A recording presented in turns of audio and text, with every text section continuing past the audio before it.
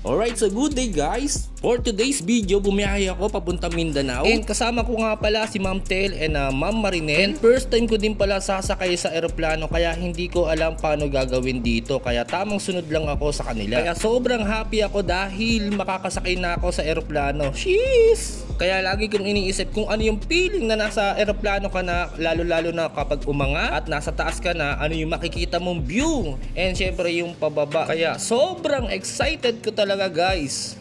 So yung mga par, nandito na kami sa airport. So kinabahan sa akin yung mga person, nakala wala akong dalang backup na ID. So sinabi ko kasi kanina kung pwede company ID kasi yun yung una kong hinugot, company ID. So kinabahan sila baka wala akong dalang ID.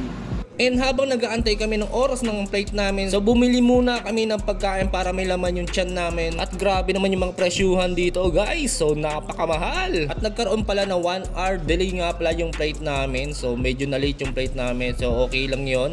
At sa wakas, so nakaprepare na yung aming airplane at pwede na daw kami pumasok kaya dali-dali na kami naglakad. At marami din pala kaming kasabay na pasahero dito, no? Karamihan din ng mga pasahero dito is mga kapatid natin Muslim dahil nga Mindanao area ang ating pupuntang. At possible talaga na may mga kasabay tayo ng mga kapatid natin Muslim. And finally, nakapasok na rin tayo sa loob ng eroplano. So ganito pala yung feeling na nasa loob ko, para palang nasa bus ka lang. And may mga tinda rin pala sila na kapag halimbawa nagutom ka, so meron silang offer sa'yo. So tamang selfie muna ako dito guys. At eto na guys, umandar na yung eroplano. Eto na, medyo kinakabahan ako ng konti dahil first time ko nga guys. At grabe pala yung tulin at nagulat ako nung umakyat na yung eroplano kasi nagbago yung timpla ng sikmura ako. Pero okay lang kasi napakaganda ng view sa taas. Grabe lalo sa gabi gawa ng mga ilaw. And finally, nakarating na din kami dito sa Cagayan de Oro. And halos 2 oras din ang naging biyahe namin dito at medyo malakas nga yung hangin sa taas guys, kaya medyo nahirapan kami mag-landing, pero safe naman kami nakababa. At sakto paglabas namin ng airport, so nag-aabang na si Sir Roland, so dala yung kanyang